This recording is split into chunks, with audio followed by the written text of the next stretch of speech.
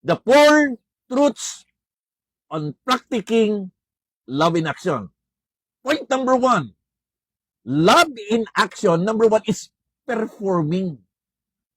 Na kapag tayo po'y tunay na nagmamahal, ang practical love in action, handang gumawa, handang maglingkod, hindi nakatulala. Number 2, practical love in action is protecting.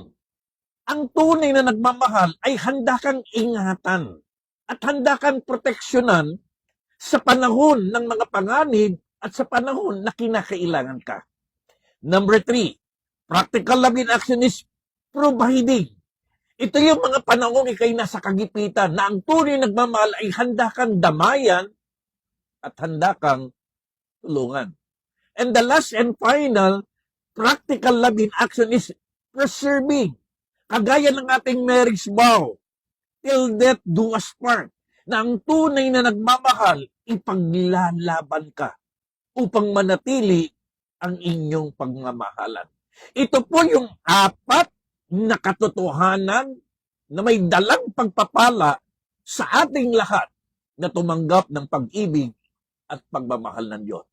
If you believe that, please type Amen.